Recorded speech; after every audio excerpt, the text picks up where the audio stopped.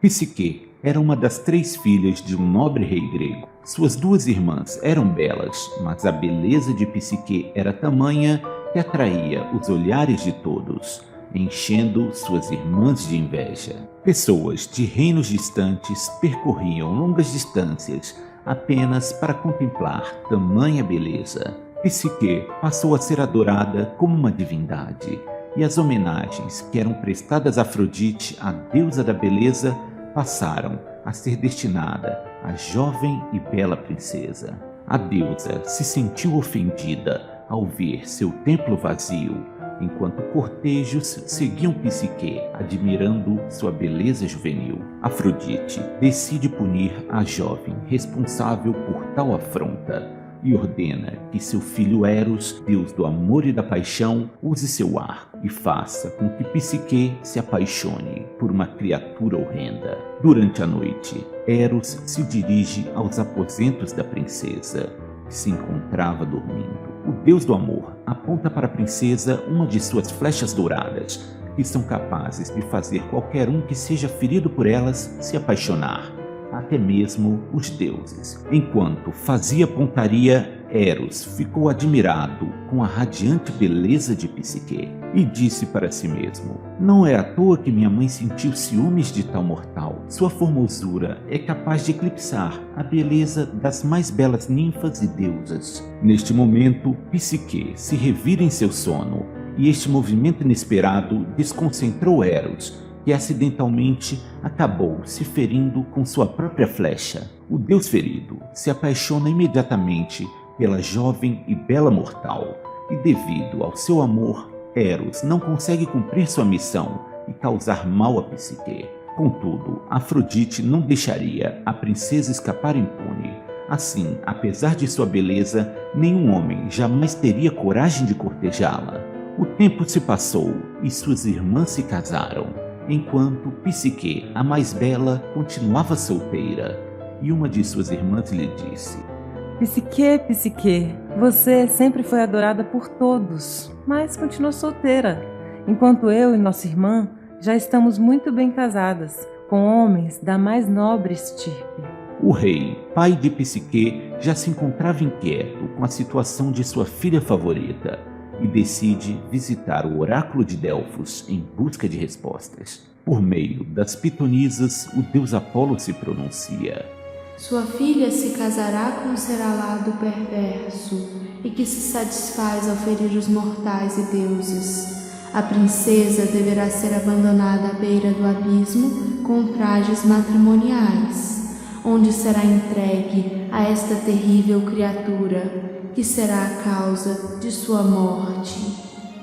Apolo se referia a Eros, o deus do amor. O deus Apolo nutria um grande ressentimento por Eros, já que este havia feito o deus da música ter um amor não correspondido. O rei, desolado, resistia à ideia de perder sua filha, mas convencido pelas irmãs de Psique, decidiu seguir as orientações do oráculo e evitar que uma maldição ainda maior recaísse sobre seu reino.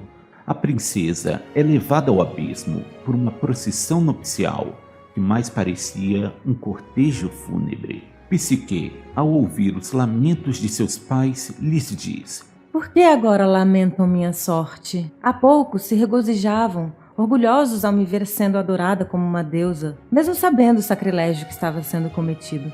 Agora, me levem ao alto da montanha e me deixem encontrar meu triste destino. Psique é abandonada à beira do abismo, à espera de seu terrível marido. Uma brisa começa a elevar Psique em direção ao céu.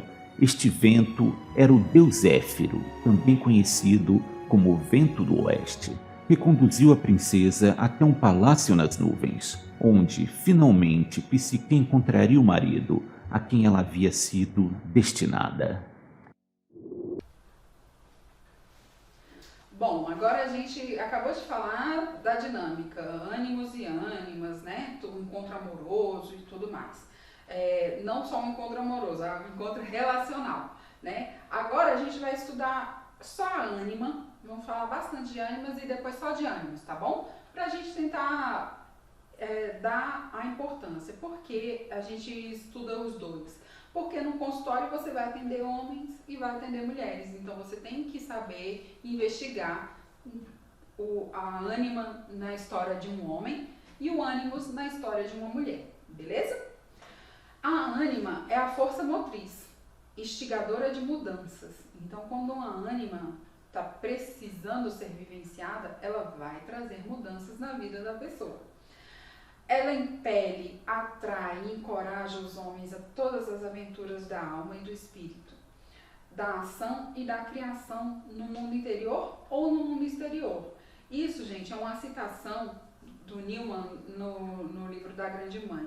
Mas ela resume bem o que é a ânima. A ânima vai botar a pessoa para agir, entendeu? Aquela vida parada, monótona, as coisas não funcionam muito bem, os projetos não vão adiante.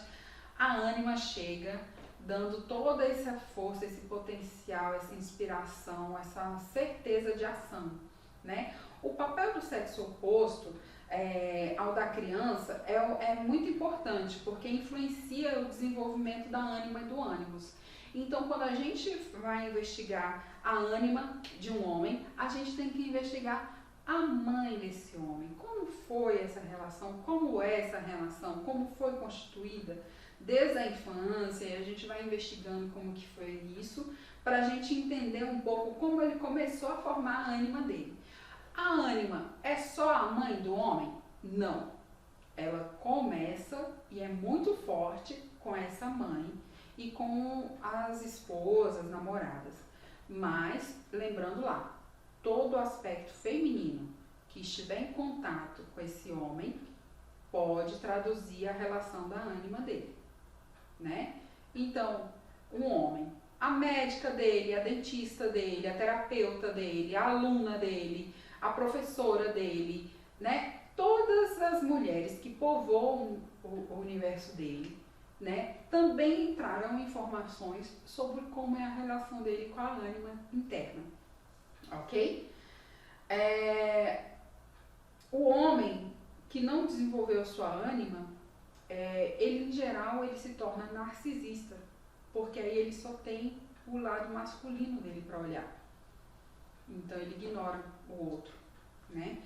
A ânima é o sentimento de um homem. Então quando o homem tem acesso a essa ânima, ele começa a trabalhar melhor os seus sentimentos, as suas emoções, consegue expressar, lidar, conviver e usar isso como força de realização. É uma linguagem a mais que ele domina para conquistar mais territórios, vamos dizer assim.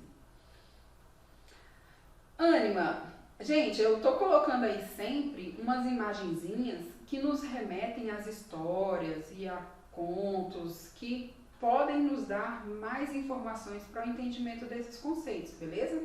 Aqui a gente está colocando, eu coloquei o videozinho, uma imagem do rei Arthur, né? Do quanto uma mulher na Idade Média lá, ela tinha um poder e uma autoridade e uma parceria com os homens, né? Aí é um exemplo de que a mulher que embanhava a espada e abençoava o homem para ir para a guerra.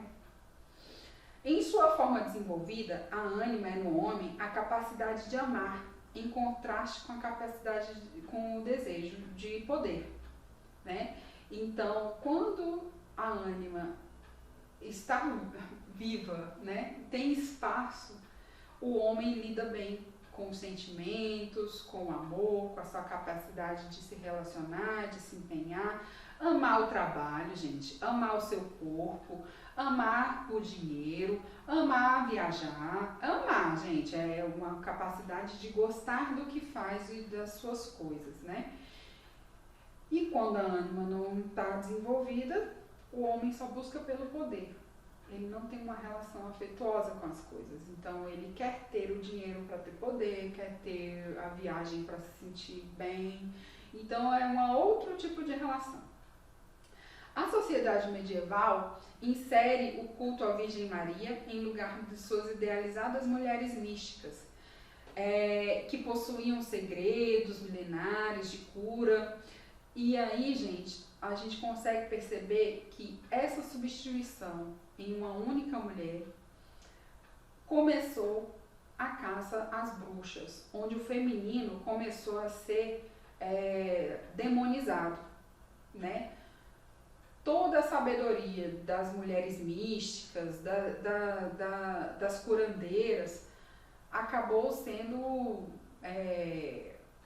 extinguido da sociedade, né? E aí a gente fala num sentido que morre a criatividade também, morre a diversidade, né? De cura, de linguagem, de informação. Cada personagem que é extinguido da sociedade morre um potencial de linguagem, de solução, de um personagem de ação, né? Então, o quanto essa dinâmica da sociedade medieval empobreceu o psiquismo do homem, né? Acabar com as bruxas deixou o homem no seu sentido psíquico sem apoio, vamos dizer assim, sem informações, sem diversidade de mulheres, né? Divinizou demais a mulher, no sentido que a única mulher seria a mãe de Cristo, a única certa, e isso empobrece a mentalidade do homem comum, que às vezes ele não acessa tão fácil uma ideia de uma mulher divinizada, né? E isso é dolorido, problemático. Então a gente tem que resgatar mais possibilidades de mulheres. É como se eu tivesse que dizer para você que o homem existe, no homem atual existem poucas possibilidades de mulheres. Ou a mulher é certa ou ela é errada. Ou ela é santa ou ela é puta, né? Uma prostituta. Então a gente vai para essas polaridades. Então essa é a dificuldade quando a gente extingue personagens, né? Outra questão, o feminino tornou-se negativo e as mulheres poderosas foram perseguidas como bruxas em razão de ter sido suprimido esse amor. Então essa frase aí resume bem o que eu quis dizer contando essa historinha, do quanto a gente ficou pobre de imagens, né? Agora, a gente tem outra indicação de livro que está aí no nosso slide, que é A Prostituta Sagrada. Esse livro nos traz bem as informações de como foi a progressão da construção desse feminino e reforça o que o Jung já estava dizendo aqui, que há 4 imagens principais para as mulheres: Eva, Helena, Maria e Sofia, que seria a sabedoria de Deus, né? Nessas 4 possibilidades assim, femininas que a gente colocou aqui, gente, tem mais possibilidades de feminino, ok? Só que Jung determinou essas 4 porque ele deu uma classificação aqui. Dentre todas essas manifestações da natureza, aquela que hoje conserva mais próximo da feminilidade seria a lua. A lua sempre remete a questões do feminino também. Sabe quando, você está de lua, né? Outras questões assim também. A lua influenciando no ciclo das marés, no humor da mulher, a lua cheia, dá vontade de sair para a rua porque está mais iluminada. Então, assim, é ainda resquício da ideia do feminino, essa nossa relação com a lua, né? Então a lua é ainda um símbolo que permeia e que persiste ao longo dos anos, ao longo do tempo. A lua também simboliza a natureza feminina de um homem. Aí eu coloquei uma imagenzinha, né? Uma mulher em cima da lua e o homem em cima do sol. Em contraponto, o sol é a nossa visão do masculino também, tá certo? Então, para o homem, a lua é a sua visão do feminino e para a mulher, o sol é a visão do masculino. Agora a gente vai ver um filmezinho que eu selecionei, Her. É um filme de um homem e como ele estava deprimido, como ele estava apático na vida, a vida dele estava totalmente sem sentido. Vou dar spoiler, tá, gente? Quem não assistiu, assiste. E aí aqui vocês vão ver o como que uma mulher chega na vida dele e começa a mudar.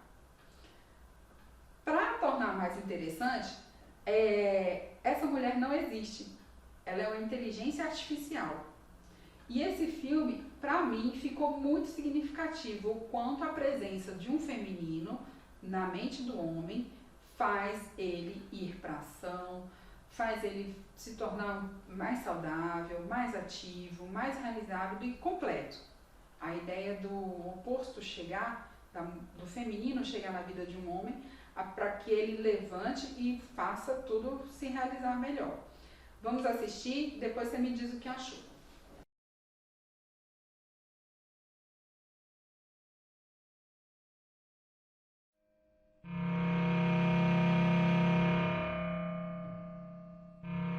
Ela é um filme sobre a relação entre um homem e uma inteligência artificial. Na verdade não é sobre isso que ele se trata, e sim sobre o significado do amor e sobre o que significa amar alguém. A que ponto o amor é real e o que é o amor.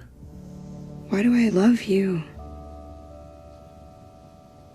And then I felt everything in me just let go of everything I was holding on to so tightly, and it hit me that I don't have an intellectual reason. I don't need one. I trust myself. I trust my feelings.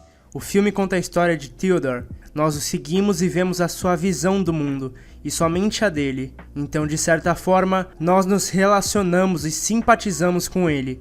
Além de nós vermos o seu estilo de vida, vemos o estilo de vida que ele quer e o estilo de vida que ele necessita. Ao decorrer da trama, Theodore se apaixona por Samantha, um novo sistema operacional.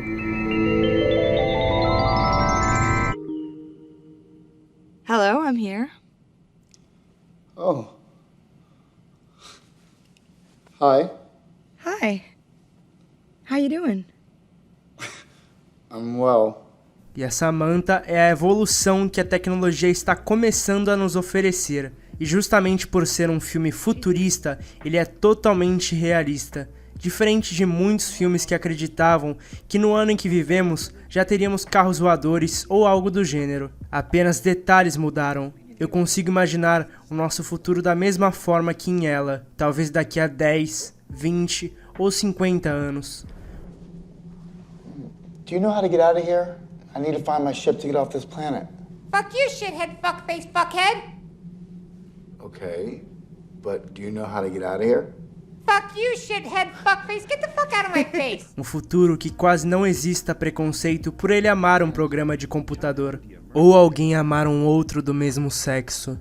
Infelizmente, o preconceito existe, hoje e sempre vai existir. Assim como o filme, apenas uma personagem tem preconceito em relação ao namoro, sua ex-mulher. You're dating your computer?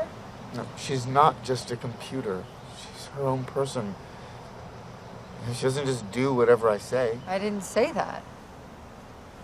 But it does make me very sad that you can't handle real emotions, Theodore. They are real emotions. Theodore interage com mais algumas mulheres durante o filme, porém, a Samantha é a mais natural de todas.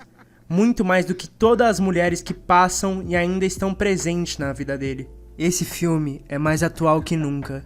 Com a evolução da internet, com tantos sites e programas voltados a relacionamentos, quem sabe você não encontra a sua Samantha e consiga me dizer a sua própria definição de amor. Mas tome muito cuidado, você pode acabar achando pessoas assim. Choke me with that dead cat. What? The dead cat next to the bed. Choke me with it.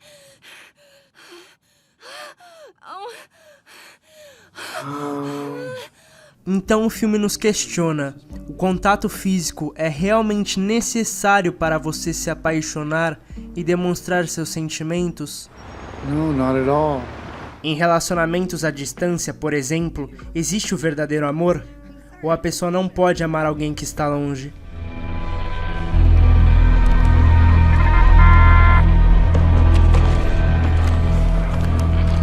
Are you okay? As cores no filme são o que chamam mais a atenção, porque as cores estão sempre vivas, assim como o sentimento do amor. O cenário é totalmente aconchegante e convidativo, tanto para você que está assistindo o filme, tanto para os personagens serem felizes amando alguém. A cor vermelha está presente em quase todas as cenas do filme. Ela combina com Samantha, que também tem uma interface da mesma cor. Então, sempre que prefere ter relações virtuais, ele está de vermelho. E o vermelho é justamente isso, a sua paixão, a compaixão, a solidão e a esperança. I am the atom in the scarlet. I am the makeup on your eyes. A busca por um parceiro é essa necessidade de achar alguém que nos faça feliz, que nos traga uma nova vida. É alguém que vai segurar sua mão nos momentos mais difíceis e dizer que está tudo bem, mesmo que não esteja. Mas não importa porque essa pessoa vai estar lá. De alguma forma, ela sempre estará lá. Ela fala sobre muitos assuntos que talvez você queira e que você precise ouvir. Todos passamos por momentos tristes e momentos felizes. O filme fala justamente sobre isso, sobre a tristeza e a felicidade, sobre a amizade e o desapego, sobre a solidão e a companhia, sobre o amor. There's things I wish I knew. There's no thing I'd keep from you. But with you, my dear, I'm safe and we're a million miles away.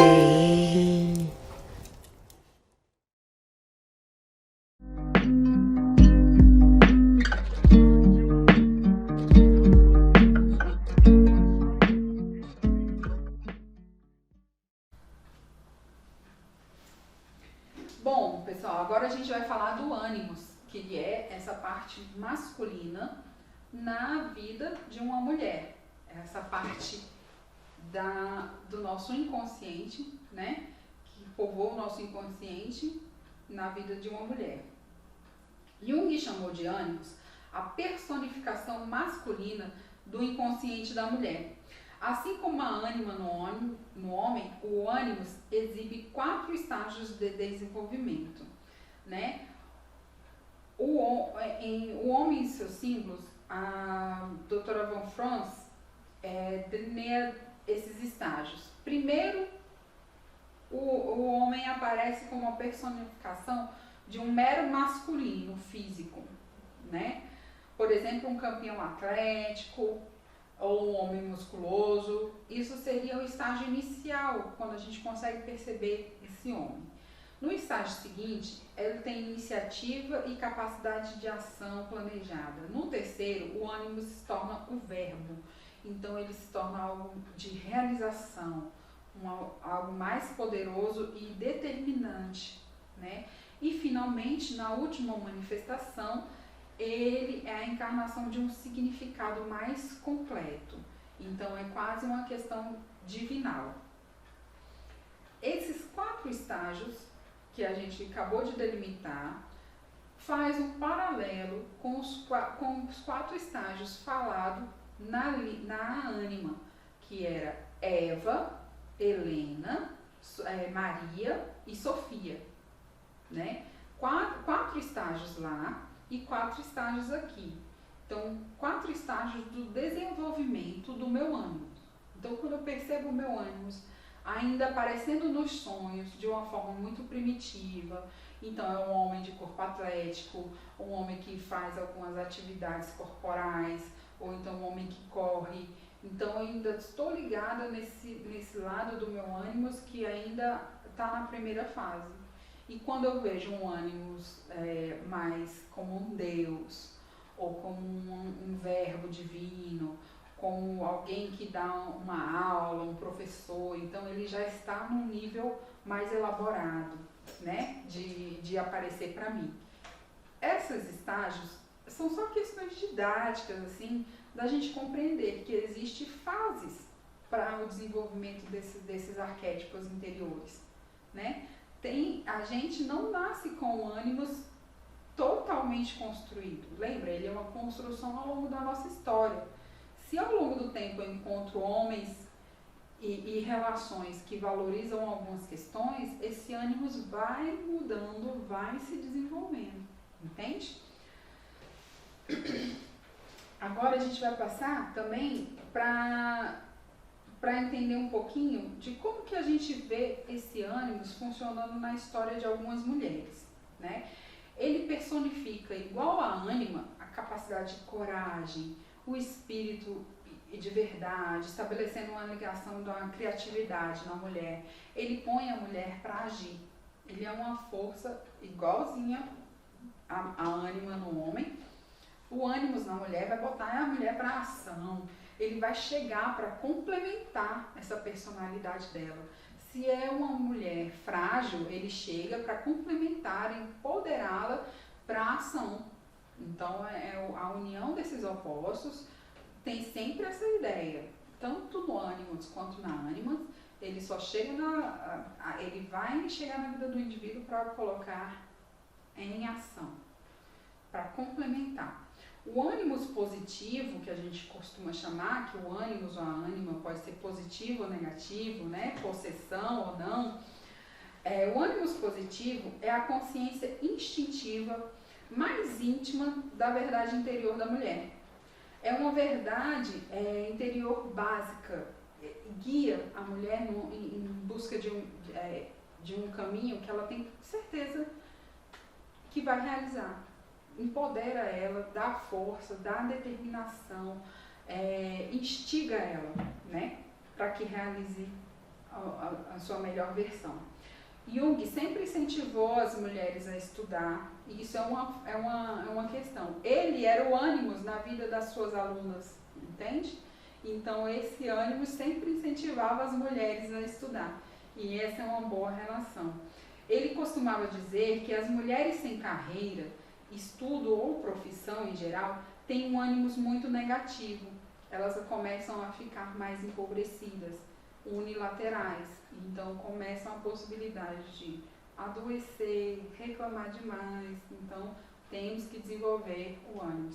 Não necessariamente precisa ser só através da profissão, entende? Estudos, relações com a sociedade, tudo isso faz com que o nosso ânimo seja desenvolvido também, ok?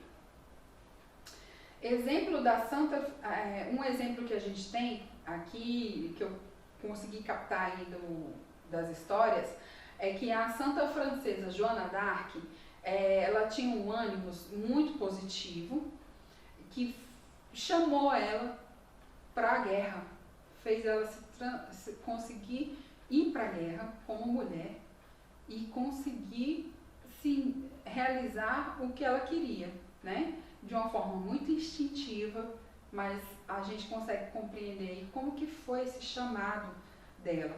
A gente vai ver um videozinho, é uma animação, é bem legalzinho, bem rapidinho, e aí vocês vão entender como que o ânimos começou a florescer dentro dela, chamando ela para realizar coisas, dando a ela ideias, criatividade e força para seguir adiante, né? Não precisava uma mulher ir para a guerra naquela época, mas ela ouviu o chamado interno, teve força e foi realizar aí algumas coisas. Vamos ver aí o vídeo. Curiosidade sobre Joana d'Arc. Joana d'Arc viveu durante a Era Medieval, a Idade Média. Ela era francesa, filha de camponeses, não aprendeu a ler ou escrever, se manteve sempre virgem e morreu com apenas 19 anos de idade. Foi acusada de heresia e feitiçaria pela Inquisição da Igreja Católica, condenada à morte e queimada na fogueira. Quando ainda era muito nova, Joana começou a ter visões e a ouvir vozes. Ela acreditava que essas aparições e essas falas eram mensagens de anjos e de santos, que estavam comunicando uma missão que ela deveria realizar. A missão que ela acreditava ser a encarregada de cumprir era nada mais, nada menos que salvar a França. Joana d'Arc viveu ao mesmo tempo em que estava acontecendo uma guerra entre a França e a Inglaterra, a Guerra dos 100 Anos. O seu ódio pelos ingleses era enorme, até mesmo porque, quando era criança, soldados ingleses invadindo a França chegaram à região em que ela morava, mataram, destruíram e inclusive assassinaram membros da sua família. O seu propósito, portanto, era acabar com os ingleses e libertar o povo francês daquela hostilidade. Por incrível que pareça, Joana d'Arc de fato teve uma carreira no exército. Ela afirmava que aquelas visões e vozes que ouvia é que estavam lhe dando essa instrução de entrar para o exército francês. Joana insistiu tanto e ainda convenceu as autoridades de que era uma enviada de Deus que conseguiu entrar para o exército. Fez treinamento militar, cortou o cabelo, vestiu as roupas de guerra e foi para o campo de batalha. Uma vez ali, Joana inclusive se tornou líder de tropas e efetivamente derrotou inúmeros agrupamentos de soldados ingleses. Foi graças ao desempenho das tropas de Joana que muitos ingleses foram levados à derrota e a França recuperou sua tranquilidade.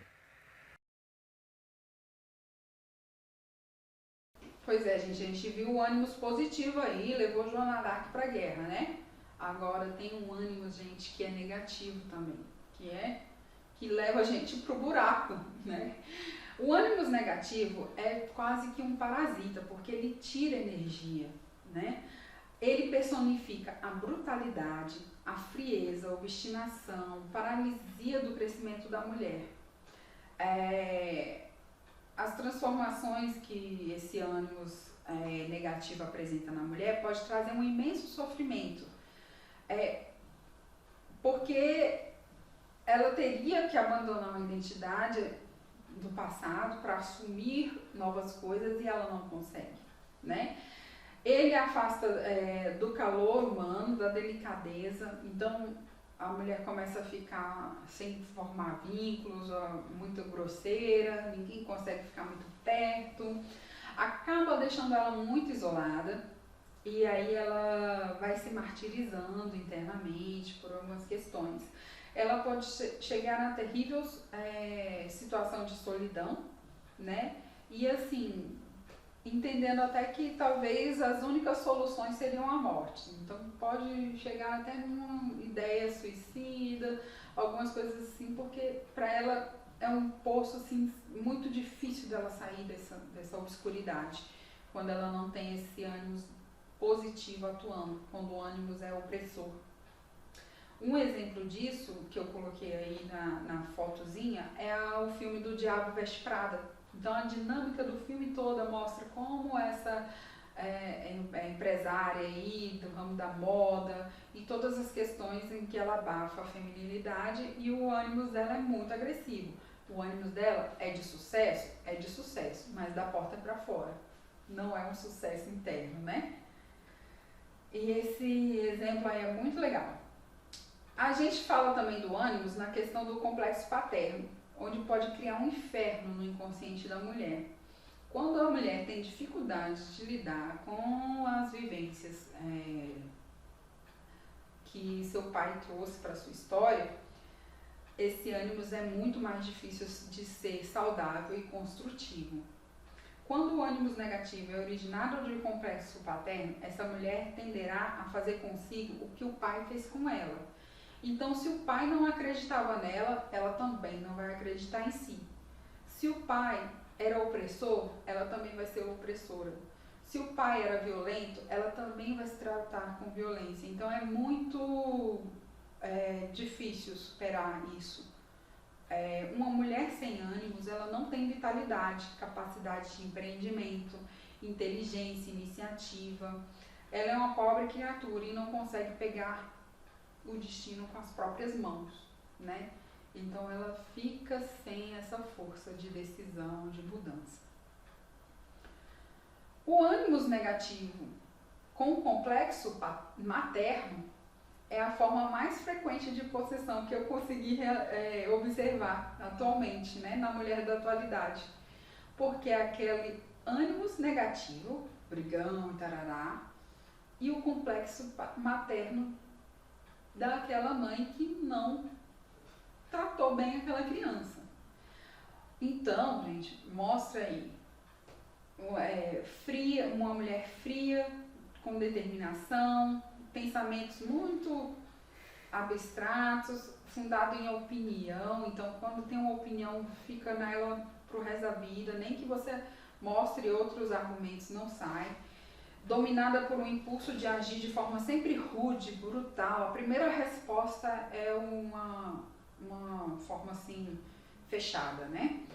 Os homens costumam ter dificuldade de se relacionar com mulher assim, porque é muita rigidez, é muita dificuldade de se relacionar. E eu não digo nem só os homens, qualquer pessoa fica muito difícil de se relacionar com pessoas assim.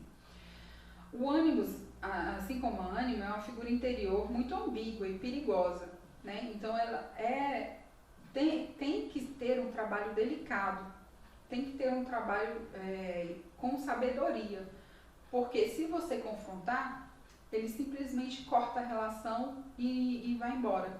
Então, no consultório, quando a gente percebe uma relação, quando a gente percebe indícios de que o ânimo está muito negativo, a ânima está muito negativa, a gente tem que ter muita sabedoria de lidar, porque ali é o lugar que a pessoa foge do processo terapêutico, entendeu?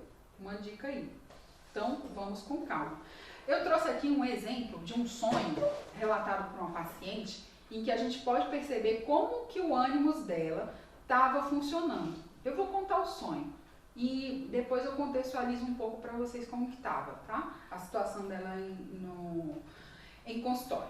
Então, o sonho de uma mulher.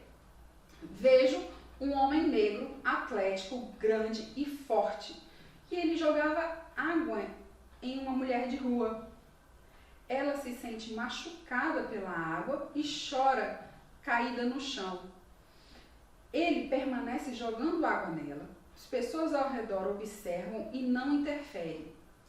Vejo a cena e brigo com ele. Não tenho medo, pois tenho que fazê-lo parar. Eu tenho que fazê-lo parar de jogar água, né?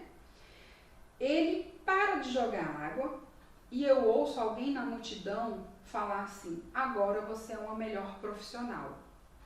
Gente, esse sonho, quando eu vi, né, eu falei assim, nossa, o ânimos dessa mulher, né? O que a gente pode falar do ânimos dessa mulher? Ele é forte, duro, né? Impetuoso, ele tá ali jogando água. E vocês percebem que o mundo simbólico, ele é muito, muito sutil, ele usa os símbolos para dar muita informação. O homem estava machucando a mulher com água, ele estava jogando água na mulher, e era uma mulher de rua, sofrida, então, né? Gente, água jogando assim não machuca, mas um sonho machucava. E o que seria a água, né? Elemento aí que leva a simbologia das emoções. Então a gente pode pensar que o ânimos dessa mulher, ele era muito bruto, muito violento, e ele não sabia lidar com as emoções, porque ele jogava água na mulher. Você vê então que o ânimos estava maltratando o feminino da mulher, da sonhadora, né? O feminino dela era uma mulher de rua. Então, o feminino dela não era Afrodite, não era deusa, não era o feminino dela também não tinha uma identidade tão fortalecida, né? Então, o ego anírico fala assim: para de jogar água nela. E aí ele parou. Você vê que ele obedeceu, mesmo sendo um homem forte, atlético, né? Ele podia partir para cima e tal. A mulher gritou, ele cessou. E é muito isso que a gente precisa estruturar na nossa dinâmica terapêutica, né? Quando a gente tem noção dos arquétipos funcionando, quando a gente fala para ele, para aí, vamos conversar, vamos negociar, a gente tem a possibilidade de construção e de parar o sofrimento, né? Esse sonho é muito legal. Depois, nas discussões em grupos, se vocês quiserem falar sobre ele depois, vamos lá. Prato cheio aí para as nossas interpretações, né? Agora, a gente vai falar da sombra, que aí é um outro arquétipo muito importante e que hoje permeia o nosso inconsciente coletivo e o nosso inconsciente pessoal.